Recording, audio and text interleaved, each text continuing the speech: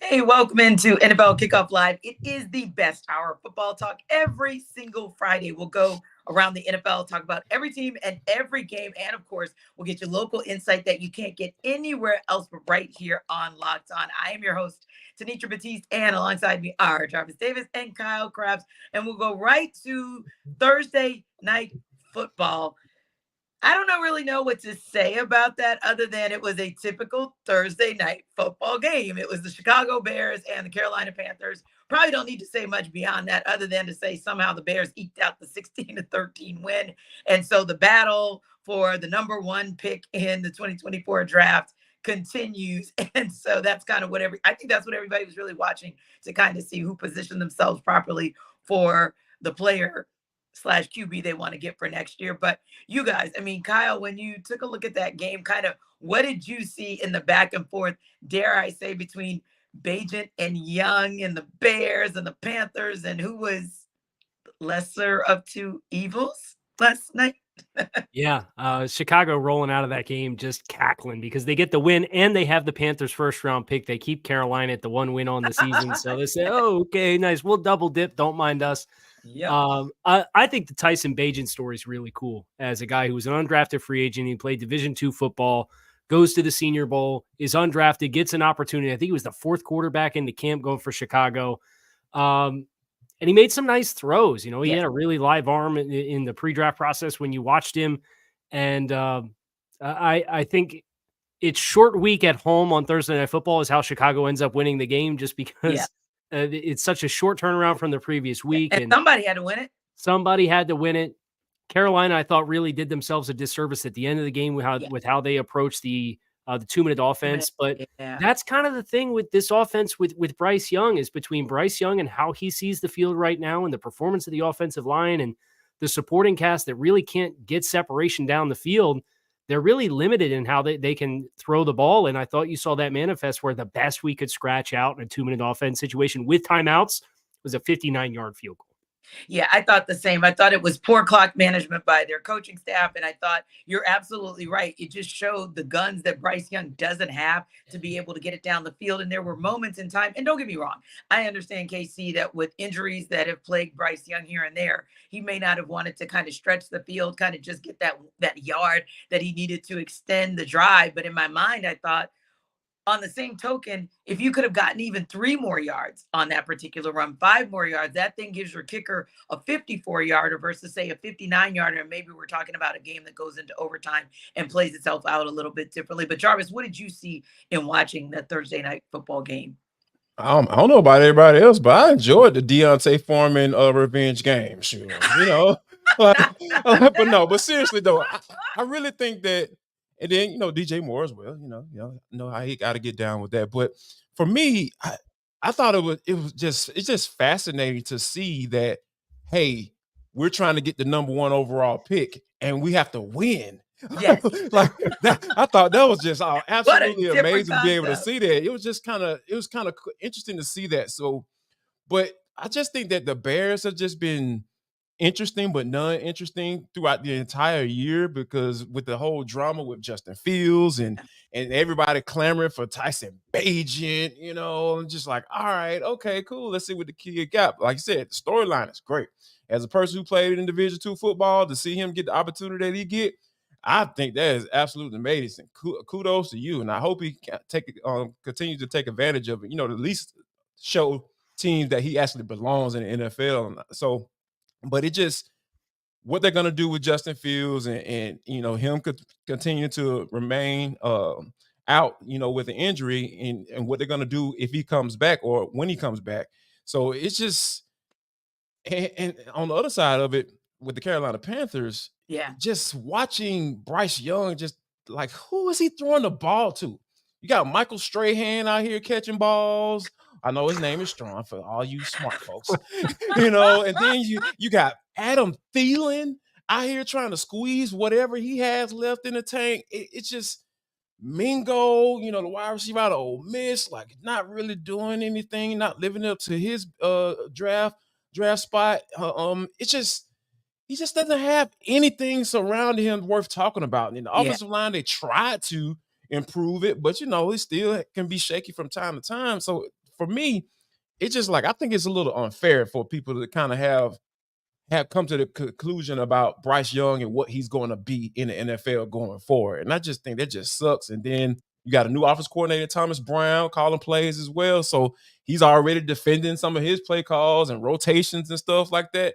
When you have offensive coordinators being questioned 2 or 3 games in, like that's when you know you have issues. And it's hard for a young quarterback like Bryce Young to flourish up under that. Yeah, and as much as I hated to see that with the performance from Bryce Young and what he had to deal with, love to see what the local kid was able to do because Montez Sweat had himself a game. I didn't necessarily like to see him part ways from the Commanders because I did think that they had a better upside for him versus the Bears, but Montez Sweat absolutely had himself a game and maybe more so than anything, putting himself in position maybe to get with a better team come next season. But I think the other piece of watching last night's game was thinking about this rookie class overall and thinking about CJ Stroud and Bryce Young, Will Levis, Anthony Richardson, of course, like you guys said, Tyson Bagent. And one of the things, that conversation was the key conversation pre-draft, right? Who do you go with? Do you go with Bryce Young? Do you go with CJ Stroud? Which quarterback is indeed the most NFL ready, hit the ground running? Now, granted, let's be honest, the Texans have more guns than the Panthers, right? And they have a better coach on the sidelines already, even though DeMeco Ryans is a first-time head coach. So there's a little bit more there for CJ Stroud to work with just in terms of his supporting cast and the coaches on the sidelines. But ultimately speaking, CJ Stroud is out there doing big boy things when you look at the rest of this 2024 or 2023 QB class, Kyle, at least from what we've seen from him midway through this season. Yeah, there's no doubt. And I've been impressed with CJ transitioning from the Ohio State offense, which is a little bit more option routes and a little bit longer developing concepts versus Bobby Slowick, the offensive coordinator, is off the Shanahan tree. And that's a timing-based offense. And it's a different kind of living that you got to make. And you're seeing CJ Stroud, whether it is the timing stuff or when they have to push the ball down the field to Nico Collins, who's a big-bodied receiver who's athletic and making a lot of big plays and living up to his potential coming out of Michigan a few years back. It's really impressive stuff. And I'll say this about Bryce Young. I always thought Bryce Young was somebody whose style of play at Alabama was going to require a little bit of patience, and it was going to require the right kind of supporting cast around it. And obviously you see the Dolphins logo hanging back here in the background. I know all about that with Alabama quarterbacks and Tua Tagovailoa. I know what it looked like when Brian Flores was trying to run the Chan Gailey passing offense to Mike Gesicki and Devontae Parker and Preston Williams, these 4-6 receivers that can't create any separation. And Bryce, I think, was an even more extreme version of that because he really liked to get outside of structure at Alabama. Well, you're getting outside of structure here in Carolina, and you're figuring out these NFL defenders, they're a half step faster, right? So you can't quite make the same stuff happen. So I'm a little sympathetic to Bryce in the environment that he's in. I agree it's way too early, but I always thought that was the one that was going to have to take some time if it wasn't in an ideal situation where CJ Stroud, I thought his translatability of the style of play that he had at Alabama was a little bit more 1-for-1. Yeah, agreed. And you look at what Will Levis has been able to do as well. And, he has the good fortune of having a guy like Derrick Henry so that there's even a little opportunity for them to bring him along. And don't get me wrong, in his debut, as Jarvis had to see up close and personal covering the Falcons, what a debut that was for Will Levis. But ultimately speaking, he's got some pieces around him as well that have allowed him to flourish very early on in his rookie season. For sure. When you think about guys like veterans, guys like DeAndre Hopkins, be able to throw the football to him and turn around and hand the ball off to a guy like a Derrick Henry, and a guy who's an emerging running back who I feel like should be getting more touches than Tyjae Spears. So those are the type of things that you feel like that's when you start putting together an offense. Like when you have different style backs that you can get the ball to, turn around and hand off to, and throw to. And then you got a veteran wide receiver who knows how to get open, in certain instances. So I think that when you're surrounded, and Mike Vrabel, hate it or love him, he's a good coach. He's a good head coach. I like what Mike Vrabel brings to the table. He brings stability. I feel like when it comes to, what you need to do on a weekly basis as a head coach in the NFL. So I think that, but on the other side of that, when you talk about CJ Stroud, he has no running game whatsoever. Yeah. None. not even a threat of a running game. And he's out there winning football games. 46 seconds left, 2 timeouts, and you come down here and you throwing absolute darts. Like, I remember being so fascinated when Ohio State played against the Georgia Bulldogs. And I was just like, oh my, I knew CJ Stroud was good. But to see him do it against that defense, who put in like 50 doggone first round draft picks within the past 2 years, seemingly. So yeah, to be able to see him not only do that against a team like the Georgia Bulldogs, but come into the NFL, it's a different beast, right? Like Kyle mentioned, like guys are a step and a half or 2 or 3 steps quicker or faster than in college. So when you see him coming in with no threat of a running game and just being able to will his team to win, and he's out there just throwing, the ball just pops out of his doggone hand. Just the way he's just throwing the ball downfield and connecting with his wide receivers. Now, granted, those guys are talented, but he's making them look good as well. So that's a mutual relationship going on down there in Houston. So yeah, this class is going to be very interesting going forward. But it seems like CJ Stroud is the guy that's kind of leading the pack as of right now. Yeah, and interesting is a good word to use, JD, because honestly, Kyle, a lot of them have had to spring into action so much faster than we thought. You're looking at Sunday. I think this Sunday coming, you'll have 10 rookie QBs who are going to start out of 32 teams. That's crazy to think. I don't think anybody thought at the beginning of the season that a third of the league would be starting guys that they just drafted 6 months ago. So I think that also makes it interesting because you're now seeing those guys who are really ready and also the guys who have the pieces around them to help them to be a little bit more game ready versus say the guys who either aren't game ready or maybe are work in progress. Obviously, Anthony Richardson is still a question mark just because of the injury. But ultimately speaking, I think it's a matter of, wow, they've had to spring into action. And now you can really see either what some of those flaws are, which ones might need a little bit of extra time, or which ones are going to need some serious help in the offseason, in free agency, or in the draft class if you ever want them to show the potential that they really have. Yeah, and some of these are in kind of tough spots too, where I think about Aiden O'Connell with the Raiders, who head coach fired already, didn't make it the halfway point of the season. They played Monday Night Football and got shellacked, and McDaniels is let go, and they go to O'Connell and they turn to him. And now that he's in an evaluation window with a team that really struggled and didn't just fire Josh McDaniels, they fired the offensive coordinator too. Now they came out and they beat the Giants, but you usually do see kind of a bump. The fired coach bump is a real thing. Right. The game or the 2 games immediately afterwards. Especially if he wasn't well liked. Yeah, right. Putting that lightly. Right. So for Aiden O'Connell, it's tough because you're a rookie quarterback whose coach has been fired. The GM's been fired. You just got brought in. There's going to be a new brain trust next year. So you're playing for not only just the Raiders to evaluate you, you're playing for a lot of teams to potentially evaluate you, because what happens if a new GM does come in and by the end of year 2 or year 3, they say, I didn't pick this guy. He's not my guy. Right. We want to run a different style of offense. So there's some really good opportunities. I think Tyson Bagent's another great example of that, who doesn't have a long-term commitment. He's a UDFA, but the tape that he's putting out is going to get him a lot of opportunities to extend his NFL career, whether it's as a starter or a backup. And, I think it's great for kind of the youth infusions for some of the quarterbacks in the game. You kind of have seen over the last 5 years or so this exodus of all of the faces at the quarterback position from the previous generation. The Breeze, the Manning, the Brady, all those guys are now out.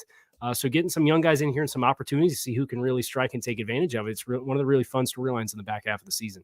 Yeah, I think it's a fun storyline for the rookie class, but also an interesting and intriguing storyline, if you will, for the sophomore class, because you look at the likes of a Kenny Pickett or a Desmond Ridder, and you say to yourself, what's going to happen and how will things play out for that class as well. Now, it's almost time for us to talk about our game of the week. Of course, that's between the Texans and Bengals. But before we get there, we have a quick word from Jarvis about Prize Picks.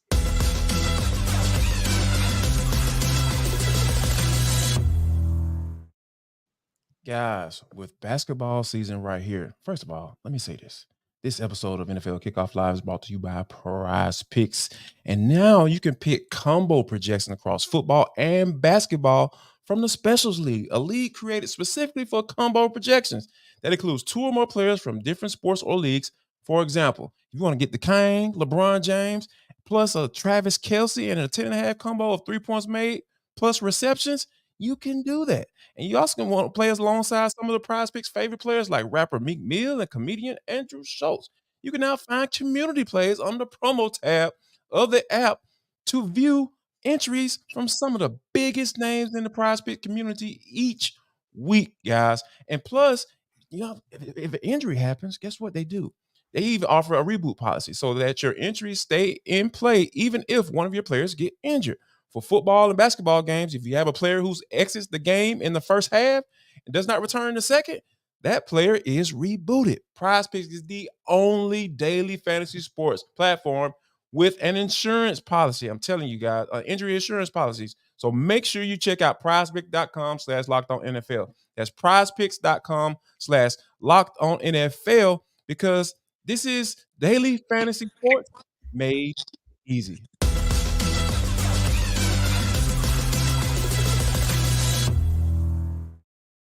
All right, guys, we talked about the Rookie of the Year candidate in CJ Stroud. Of course, his Houston Texans will be facing off against another guy that was looking all world as a rookie in Joe Burrow, the Bengals, a team that's now on fire. So how do Cody Davis of Locked On Texans and James Rapine of Locked On Bengals see this game shaking out? Well, let's take a listen.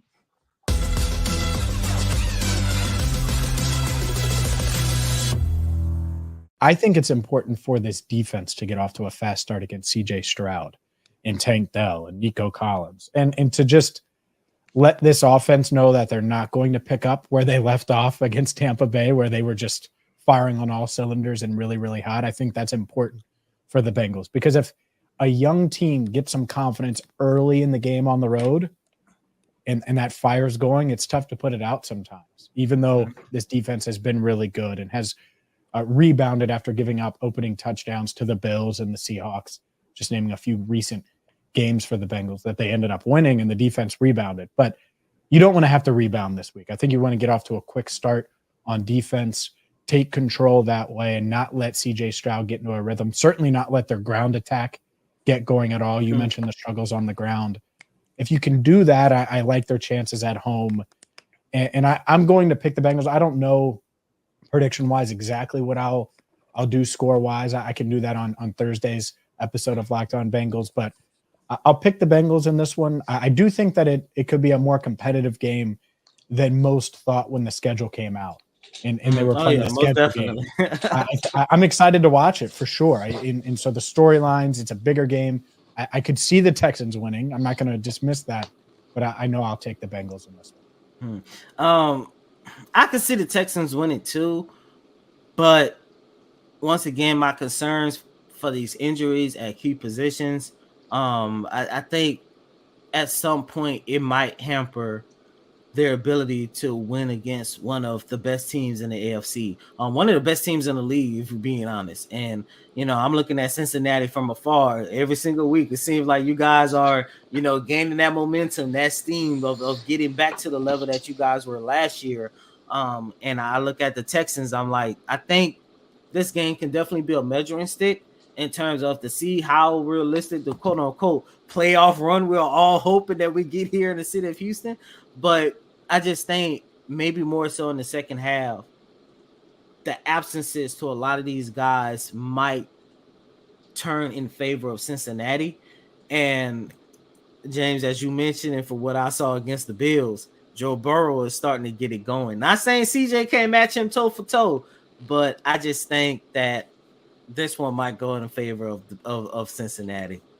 Yeah, I think that's the fun part is they have a good relationship. I know Burrow gave CJ some advice earlier in the year, or at least coming into the season. Mm-hmm. And so CJ's going to be excited for this one, going toe-to-toe with Burrow. A few years ago, Burrow was in the same position going up against different guys in the league. So that part will certainly be fun. I'm excited about this matchup.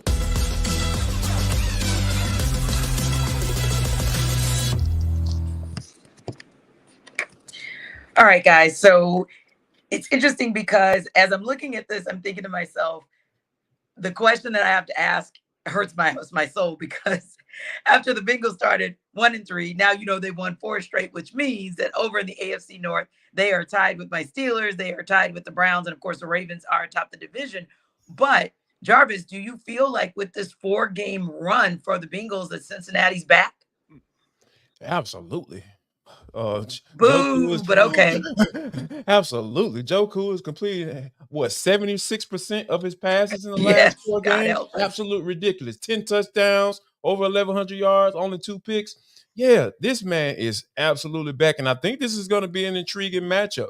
I think I might have a little bit more confidence than Cody did as far as this team, because I think this can be a matchup that might play into what both teams want to do, and that's pass the football, because Dameon Pierce is going to be out, Nico Collins is going to be out, but on the other side, Cincinnati had T. Higgins is going to be out as well. So, and one of Cincinnati's best pass rushers, and Sam Hubbard's going to be out as well. So when you have those dynamics, those guys at those particular positions being out, it kind of evens out things, I feel like a little bit. But I think that this can turn into a nice little track meet. Now, granted, if it does, I'm all into what Joe can be able to do in a game like this, but I wouldn't count CJ Stroud out the way he's been playing. Yeah, and Casey, that's an interesting point that Jarvis makes. It could potentially become a track meet. So if it does, who does that track meet favor down the stretch?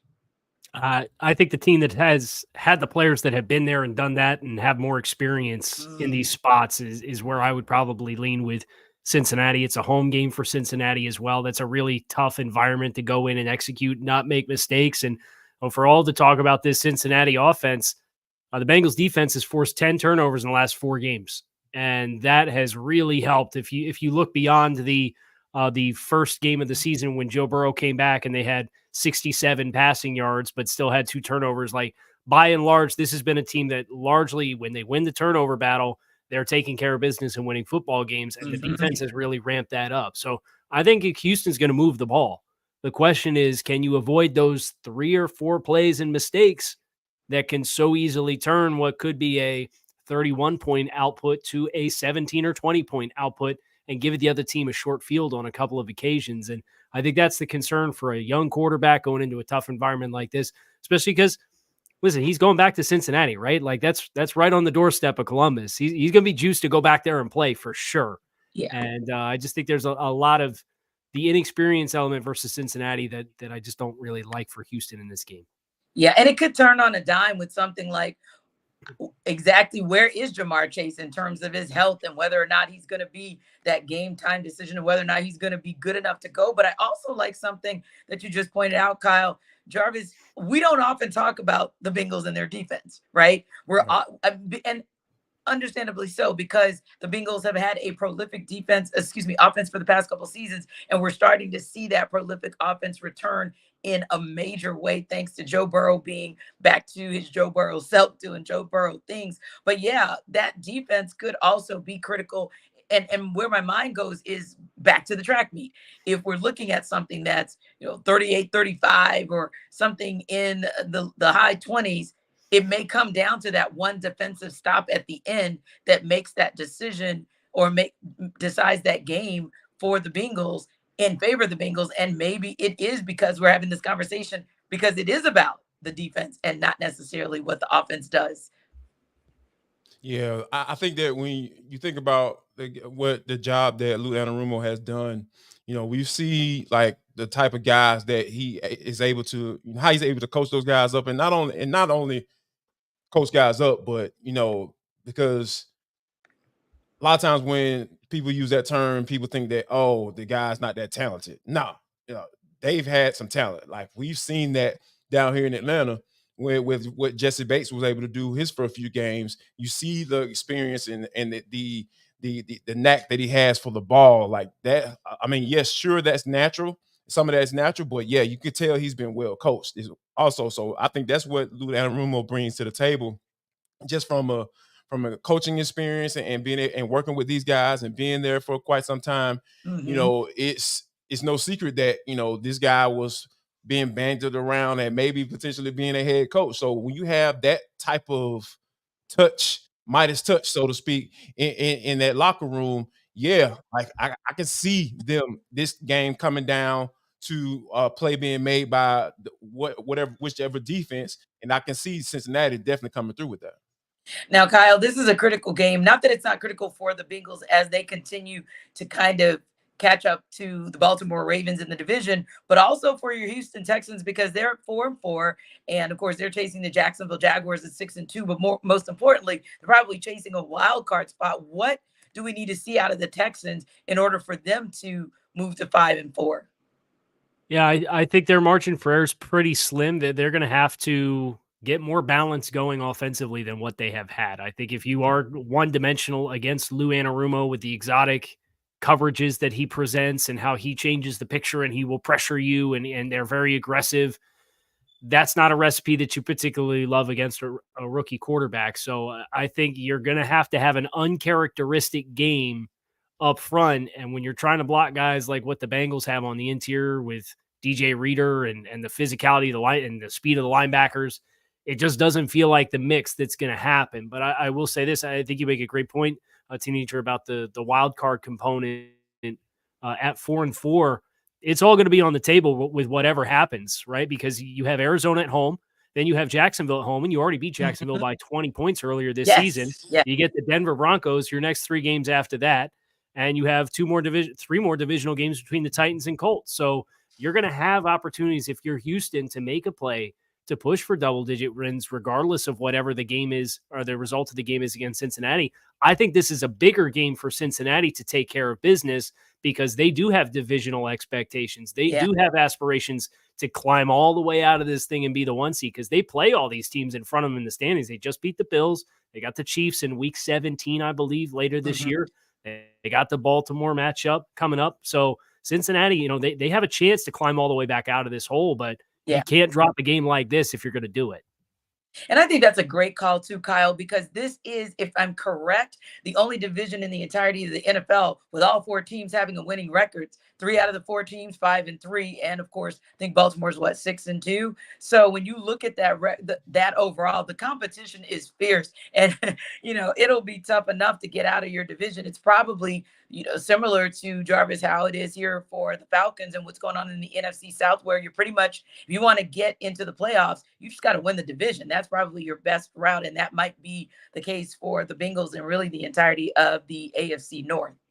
Yeah, this is one's going to be tough because I really feel like the Baltimore Ravens are the most balanced team. Yes. Now the Chiefs, best team. Yeah, we can have some conversations about that. But as far as just the most balanced team, I feel like the Ravens are that team right now because coming to the season, I really felt like Lamar Jackson had everything was kind of lining up for him to have an MVP type season. Now got off to a little bit of a slow start.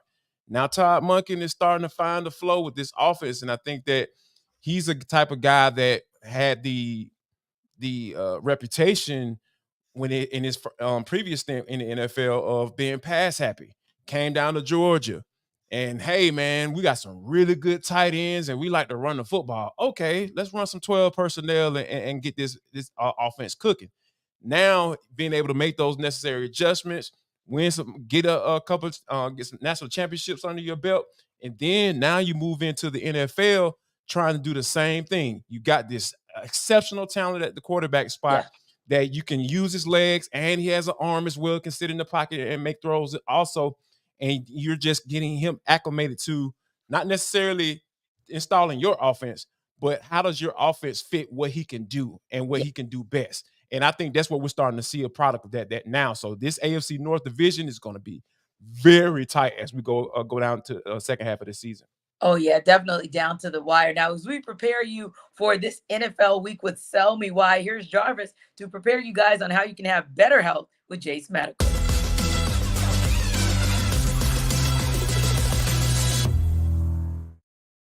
Guys, this episode of the NFL Kickoff Live Show is brought to you by Jace Medical. Go to jacemedical.com right now. jacemedical.com, JASEMEDICAL.com. What is Jace Case, Jarvis? Jace Case provides 5 life-saving antibiotics for emergency use because I'm the type of person where I don't want to get caught off guard when it comes to my babies. In the middle of the night, they're sick and they're sneezing and they're trying to figure out what's going on with them.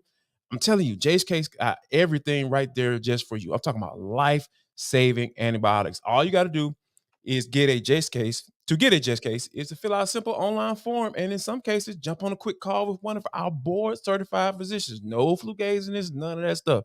These people are real doctors. Get on ongoing care from our physicians on any treatment-related questions. So if you got questions about this particular antibiotic, what it does, what is it supposed to do, all you got to do is give us a call right now. Doctor created, doctor recommended. And plus, guys, if you go to jacemedical.com, all you got to do is drop a promo code in, locked on. That's LOCKEDON, and you're going to get $20 off. So that's jacemedical.com.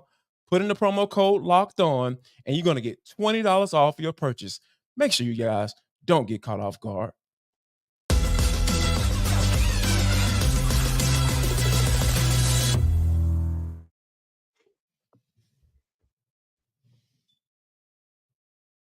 Tanitra, your mic.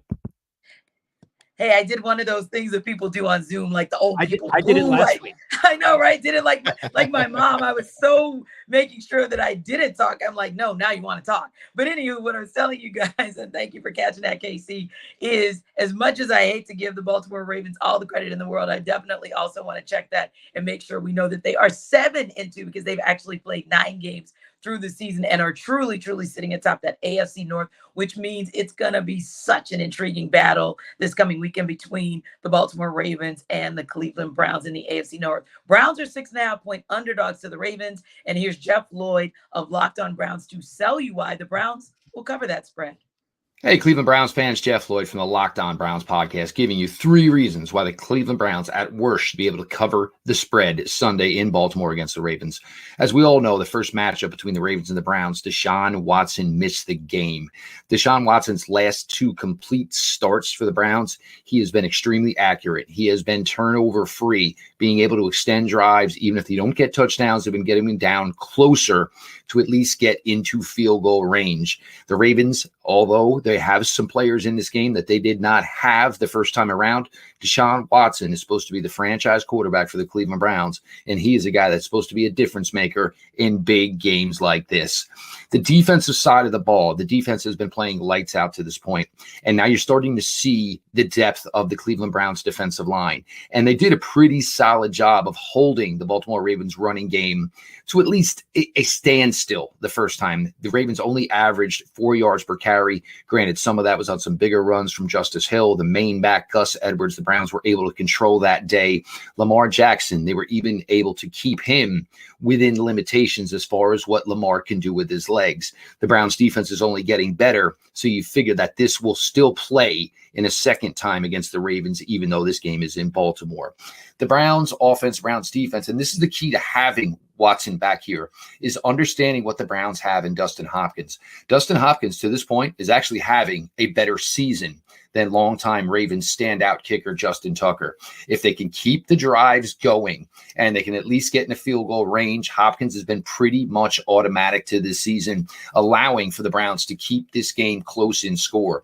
Even drives where the Browns aren't successful, Barack West has been a fantastic punter this year as far as flipping the field and getting the Browns defense into positions where offenses are starting maybe inside their own 20 or even inside their own 10. These are 3 reasons why I think the Browns should be able to hang with the Baltimore Ravens and cover the spread on Sunday in Baltimore.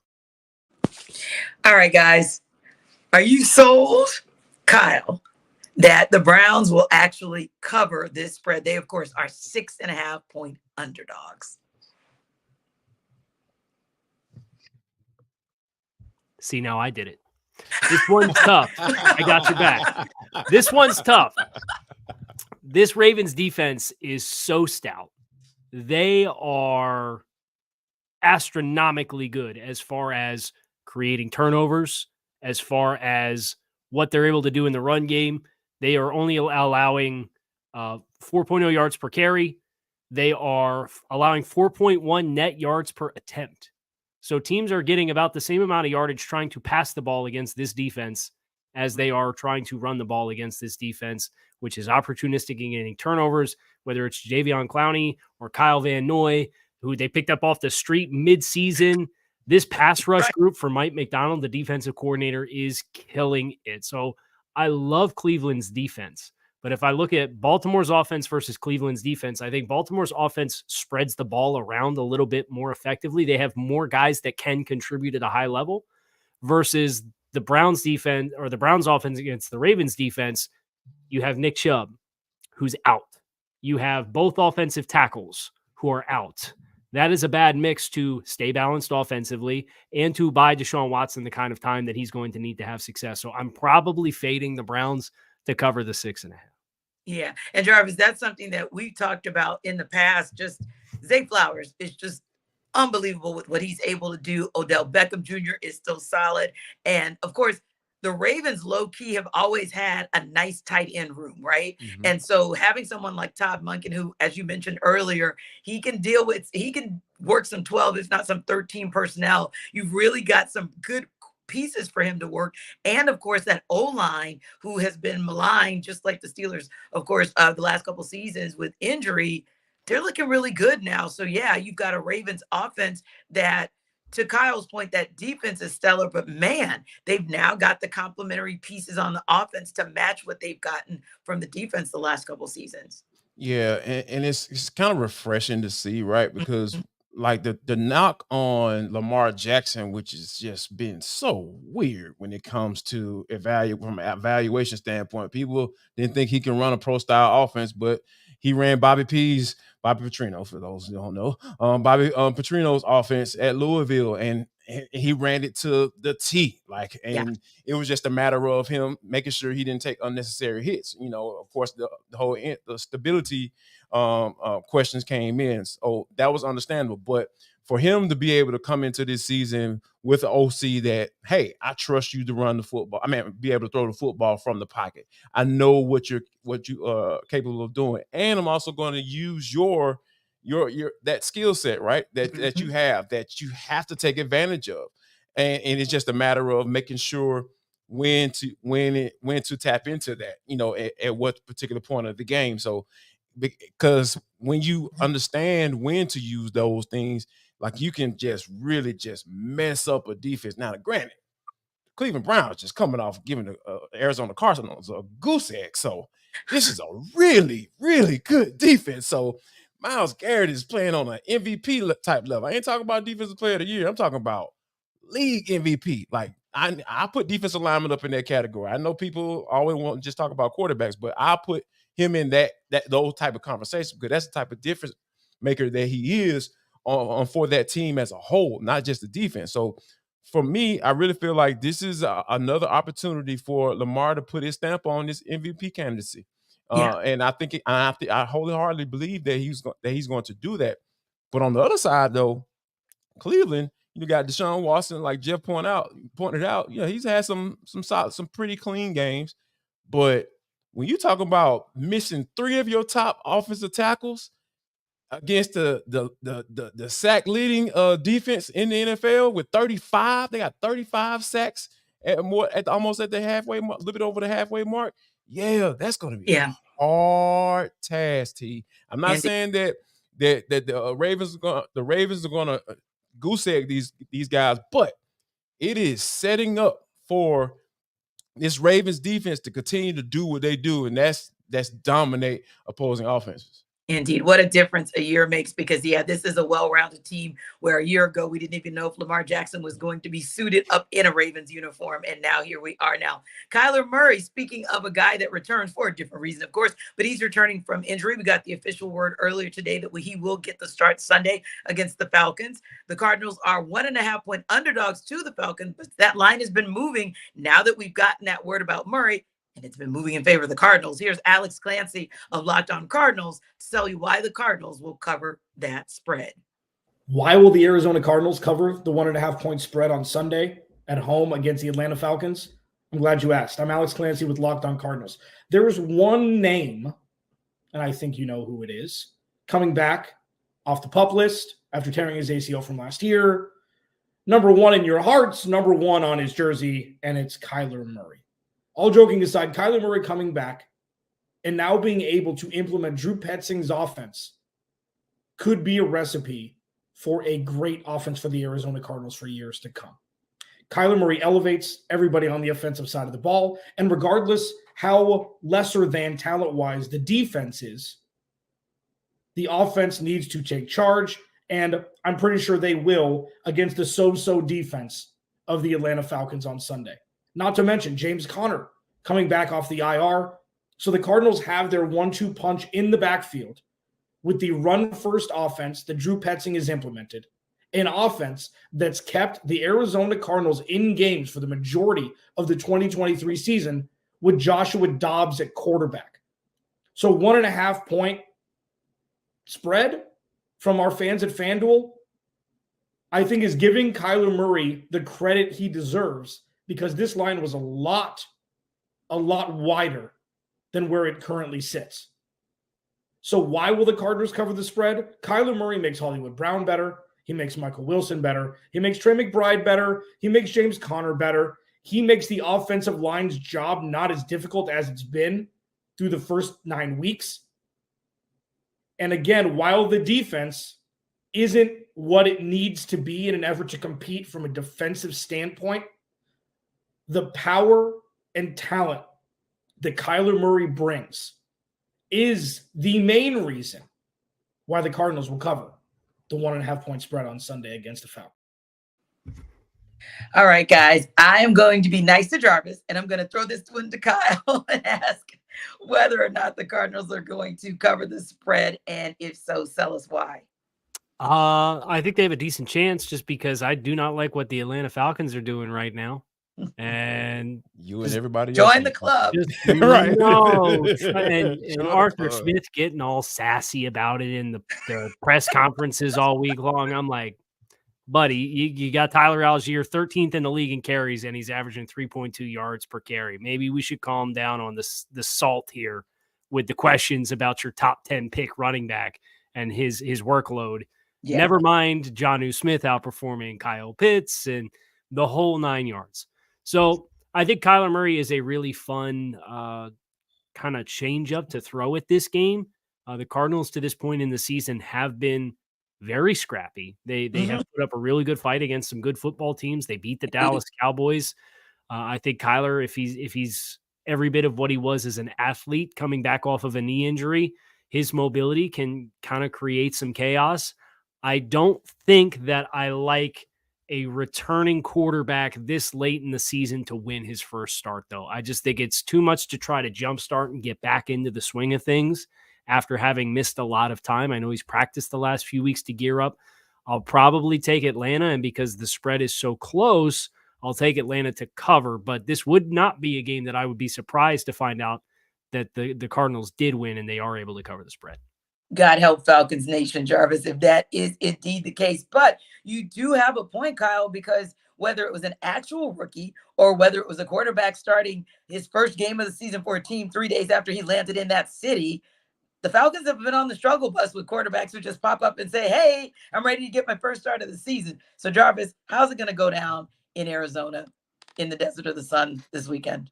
Valley of the Sun. I'm going to give you the most intellectual answer that I can possibly give you. I have no idea. Here's why. Because, like, when you think about this Falcons team, like, they went into the whole going young on offense. You draft Bijan Robinson, pass up on Jalen Carter, by the way. I'm going to take every opportunity. He's going to say that every time. Because here's the thing.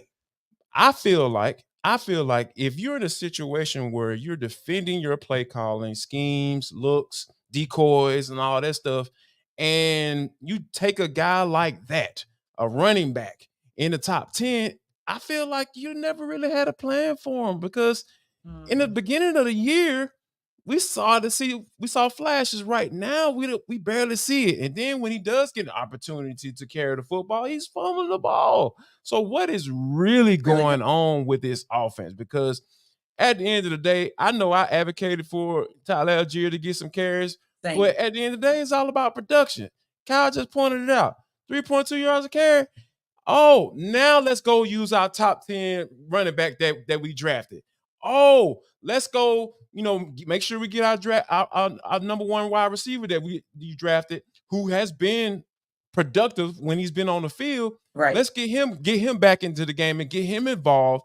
Oh yeah, the tight end the highest drafted tight end in NFL history. Yeah, let's figure out a way to get him involved. Let's figure out a way to get him downfield and not have him blocking Danielle Hunter for the tight end 2 to run a jet sweep on the goal line, on the 1 yard line. So yeah, it's really difficult to put a finger on this team because we're so deep into it. You know how it is. We cover this team day in and day out, and Arthur Smith is changing. I'm starting to see some changes, right? Like he's no longer getting sassy, Kyle. He's actually answering questions and explaining himself. And what did I mention earlier? When you have offensive coordinators explaining themselves, explaining what they were thinking in press conferences, that's gonna never lead to a good thing. That's never a good thing. And when that person is also the head coach, and people are asking whether or not he's going to give up play calling duties, that's when you know there's an issue. So yeah, this is a game where it's a tough they should call. Win. It's a tough call because of just what's been going on these past couple of weeks. Indeed. But they should win. And I wouldn't be surprised if they do. But dog it, I would not be surprised if Arizona mess around and cover this spread. Yeah, speaking of a guy that has some explaining to do, Matt Canada always has explaining to do every single week. So speaking of that OC that makes you scratch your head, Pittsburgh Steelers are playing host to the Green Bay Packers this weekend. They're 3-point favorites, and Chris Carter of Locked On Steelers is going to tell us why the Steelers will cover their spread. I'm Chris Carter of the Locked On Steelers podcast, and the Steelers are favored 3 points by FanDuel Sportsbook in their matchup with the Green Bay Packers at Acrisure Stadium to kick off 1 p.m. Eastern Time Sunday. Now, why can the Steelers cover that? I think there's a few reasons that you have to point to if you look at how these two teams play and how the matchup favors the Steelers to exceed that 3-point number there. Now, one thing that I look at is with Jordan Love is how he's been throwing interceptions. Right now, the Packers are averaging throwing an interception in every game they've played, 8 on the year, one per game in that process. That's in the bottom 10 of the league right now. But on the flip side, the Steelers defense ranks in the top 10 in forcing interceptions this year, also averaging an interception for every game that they've played so far. That's where I see this game maybe taking a turn in the favor of the Steelers. The Steelers defense is known for getting after quarterbacks, creating pressure, even when they're not exactly hitting the quarterback or recording a sack. They've been known to change the pocket up and force the quarterback to be uncomfortable. And if you can force Jordan Love to be uncomfortable, have to make throws outside of the pocket, on the move, or out of rhythm, that's where you can get more of those mistakes, especially if the Steelers are able to get some things going on offense. Their offense hasn't been good this year, but they've been starting to get things clicked. The emergence of rookie Broderick Jones, who looks like he's going to start at right tackle in this game, has given the run game a boost. And that's where the Steelers can hurt the Packers. If their run game gets going and they can get some points early, I can see Jordan Love being the guy who throws a couple interceptions in this game that proves costly. And Kenny Pickett, known for his fourth quarter heroics, won't have to be a fourth quarter hero. He'll just have to make sure that the Steelers manage and lead their way to victory. I have the Steelers winning 24-20 in this game, which should get you that 3-point cover. Kyle, I'll ask you to take us to break with a quick one. Will the Steelers cover the spread? I think so. I think Green Bay, he mentioned Jordan Love and the turnovers that he struggled with, and then the running game for Green Bay, it's shown a little bit of signs of life, 2 of the last 3 weeks, but at the end of the day, that offensive line is hurting without Bakhtiari, and the Steelers last week got Cam Hayward back. And that exchange in personnel is not a combination that I like for Green Bay to maintain their recent success running the ball. Yeah, anytime Chris Carter's first cousin is back in the lineup, everything is good with the Pittsburgh Steelers. Now, being an NFL fan, depending on which team you root for, it can be stressful, but Jarvis can tell you how BetterHelp can help you manage that stress.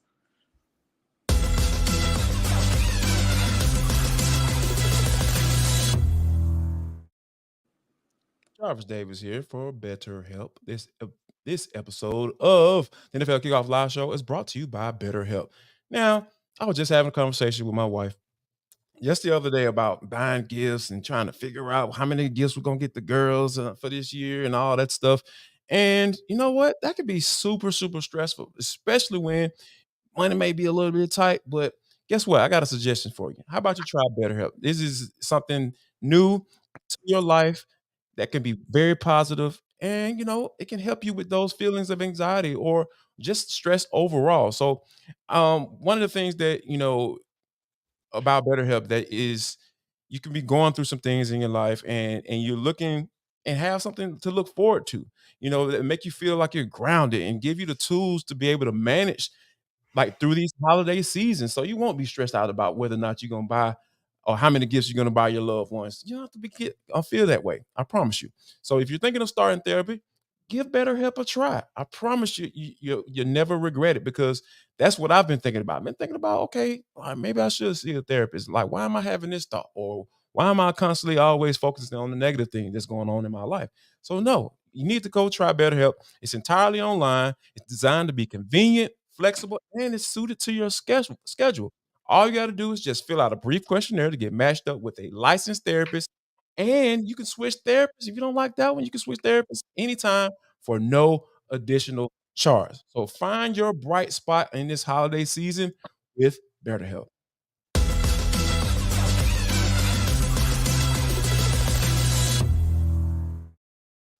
Always good to get some help with your health. Now, this week brings some interesting matchups across the NFL, which fantasy players will find themselves in bad matchups this week. Well, Michelle Majuk from Locked On Fantasy Football has the answer.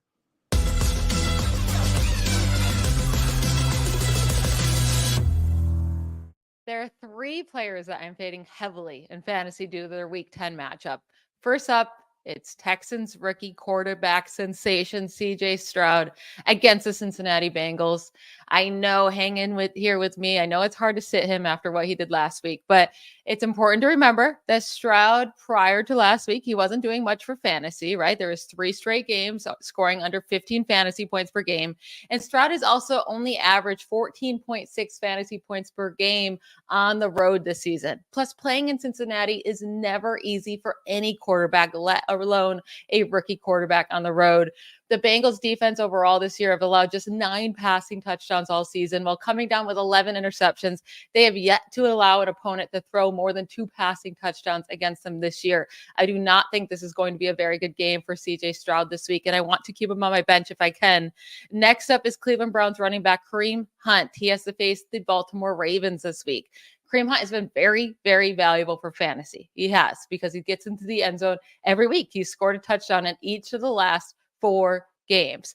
But I don't envision there being very many scoring opportunities for the Cleveland Browns in this matchup against the Ravens, who are the number 1 defense in the NFL this year in points per game allowed. So without a touchdown, Hunt is going to be a very disappointing fantasy play. Maybe he squeaks one in, but I am very hesitant on playing Hunt this week against the Baltimore Ravens. And then last up is Raiders wide receiver Davante Adams. Unfortunately, he just hasn't been doing too much, stuck on this terrible offense. He's not hit 60 receiving yards in a game since week 4, hasn't caught a touchdown since week 3, and he's playing with Aiden O'Connell. And last week with Aiden O'Connell, Davante Adams was basically a ghost. Now he has to unfortunately face the New York Jets. Like, that's the worst way that this can go in week 10. The Jets are allowing by far the fewest fantasy points per game to wide receivers this year. It's not going to be an easy matchup for him whatsoever. And again, he's just not getting the target share that he needs to get, or getting that efficiency in those good targets. So I know it's never easy to sit a guy as talented as Davante Adams, but I'm really, really expecting a very disappointing week from him on Sunday Night Football.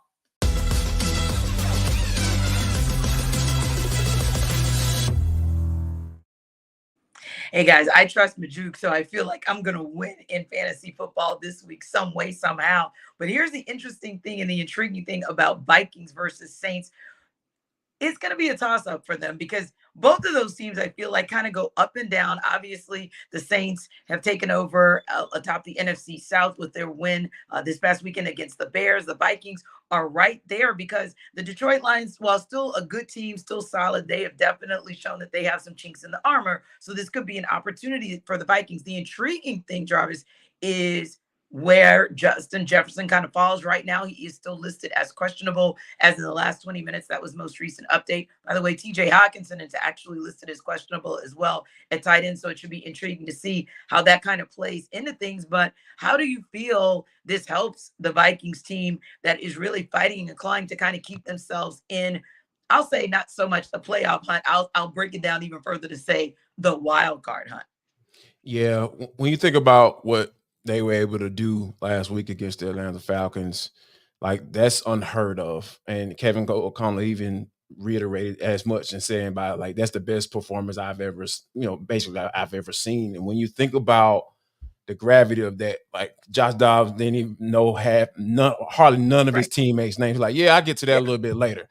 And they were literally working on the snap count, signal calling, and then in his ear, hey, this is what you need to be looking for on this particular play, and like literally translating plays, language, during the game as they walking up to the line of scrimmage.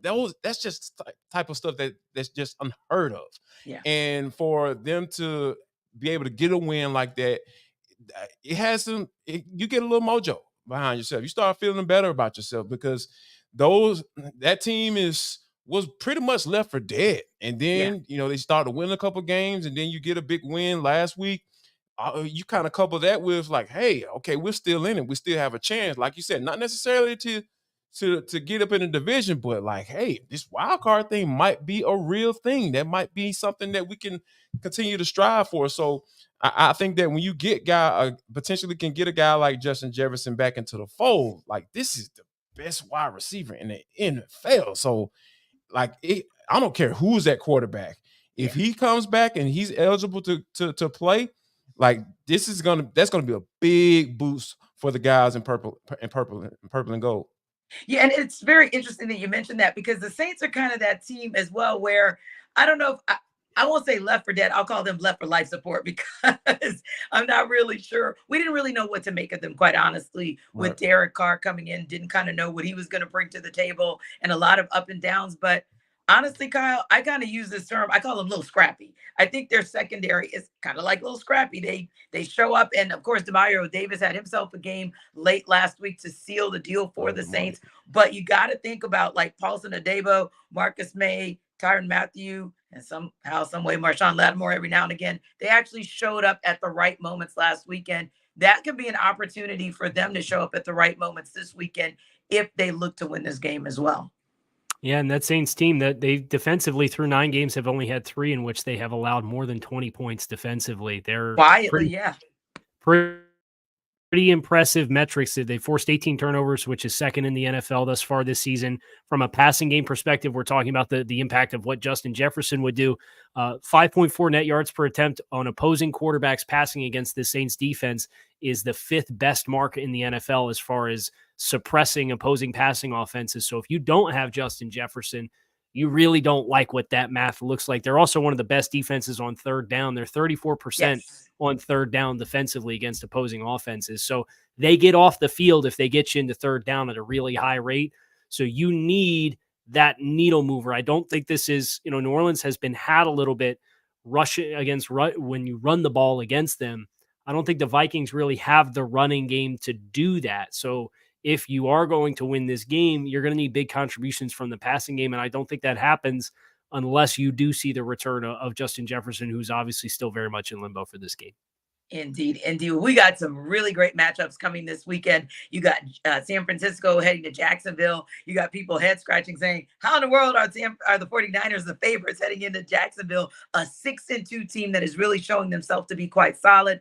Going to be an interesting matchup, an intriguing matchup with the Lions as well. They're going to head to LA to take on the Rams. Don't know how interesting it is to see the Cowboys and Giants other than, I'm always looking to see if somebody can make them the Cowgirls at any given moment. So that's just a personal thing for me. But who you guys, real quick, which games are intriguing matchups for you this weekend?